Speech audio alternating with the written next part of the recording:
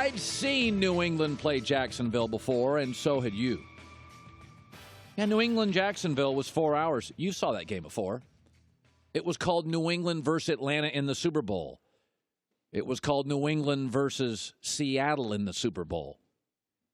For 3.5 hours, you had convinced yourself that the young, chatty, cocky team with a cool nickname, Saxonville, Rise Up, Legion of Boom. I mean, they talked a good game. They'd beaten other combatants. They had convinced you. Don't be dishonest here. In all three of those games, you got on Twitter and flexed your social media muscle. Belichick's going down. Brady's overrated. You got on social media in all three of those games. Yesterday, Atlanta Super Bowl, Seattle Super Bowl. It was the same game. It was the exact same game where a team comes in with what's perceived to be the better roster, more great, quote, athletes to take on the system. Of course, athletes get tired. Systems never do. Employees get tired. Brands never do. That's why you build a brand, you build a system. It can flourish even when Gronk is hurt or Edelman's out or Dante Hightower gets hurt. So Jacksonville's defense, Atlanta's offense, Seattle's defense, they take a lead on the Patriots. They're going 100 miles an hour. Tom Brady getting hit a little bit, struggling. New England, a little overwhelmed initially with the speed and maybe the play action and the exotic plays. Jacksonville's up 10 in the fourth. Atlanta up 28-3. Seattle up 10 in the fourth. Then they do this thing in football, it's called halftime, and the better coach walks in and makes adjustments. You know, Saban does that a lot.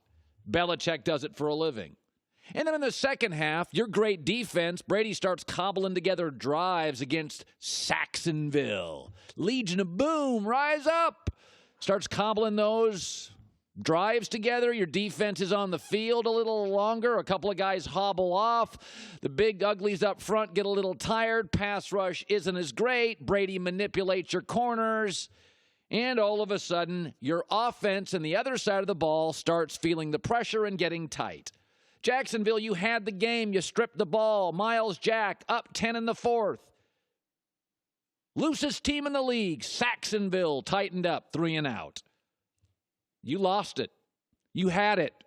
It was over. But then again, so did Atlanta and so did Seattle. Wasted opportunity. Yeah, I'm sure it was rigged. I'm sure the NFL wanted Saxonville to have the football 11 more minutes. It was all rigged. Let me give you an interesting number. Atlanta Super Bowl, Seattle Super Bowl, and Jacksonville yesterday. They've been outscored by Tom Brady in the fourth quarter, 47-3. Is that rigged? In all three games, the better coach, the better system, and the better quarterback adjusted and beat you. Colin, you got to give Jacksonville credit. Hey, I'm not MasterCard. None, zero. I don't give Atlanta credit. Guarantees don't mean anything, and either to cool nicknames for your offense or defense. You talked it, you brought it, but like all cocky guys, they get tight late. New England doesn't flaunt it, doesn't talk it, adjusts at half. For the two plays you think are rigged, you know how that works in life, don't you? Less successful people have to blame somebody. My boss, my wife, the president, the universe, the refs. It's got to be somebody else's fault this morning, right, Atlanta? Right, Legion of Boom? Right, Saxonville? By the way, the game was very even. First downs, both had 22. Total yards, dead even. Total drives, dead even. Yards per play, virtually dead even. Yards per pass, dead even. Both teams 3 sacks. Both teams yards per rush, mostly even. Red zone, both efficient. The difference in this game is the difference in every big New England game, situational football. But Jacksonville had more penalties. Yes, they basically are the Florida version of the Seahawks defense. They play fast and aggressive, especially in the secondary. So you had 6 penalties. But New England only had 1. New England, like Alabama, is rarely penalized. They play without emotion, they're not fueled by it, and it's a system. So Jacksonville, or my bad, Saxonville, don't feel bad. You're in really good company. Loud, young, cocky, out-coached, out-quarterbacked. Players get tired. Systems never do. Let me segue to this because I'm not going to lie. I do think the next 2 weeks are more interesting given we have, I don't know, the reigning dynasty in professional football playing and not Jacksonville. But let me segue to the NFC Championship game where the Minnesota Vikings absolutely, inarguably blew it. Remember, they were 13-3 this year. They're going to pull back now. Yeah, Minnesota had their opportunity. This year, for a good portion of the year, there was no Aaron Rodgers. Carson Wentz, MVP, got hurt. Matt Ryan had a new offensive coordinator. Kind of clunky. Seattle and Dallas imploded. You got a miracle touchdown at home with no time left as a Saints defensive back suddenly tackled air. Plus, the Super Bowl was in Minnesota. Vikings, you blew it. Aaron Rodgers returns next year. So does Carson Wentz. No Super Bowl in Minnesota. Jared Goff and Sean McVay, year 2. Jimmy Garoppolo, Kyle Shanahan, NFC, a full season. Now, instead of a third-place schedule, you have a first-place schedule. Let me throw this on the screen. You couldn't create a more difficult schedule. Next year, the Vikings face Aaron Rodgers, the Rams, Brady, Wentz, Seattle on the road. You also get Breeze, Aaron Rodgers, and Jimmy G, the handsome one, with a 5 o'clock shadow at home. And you don't know who your quarterback is because you have 3, none under contract.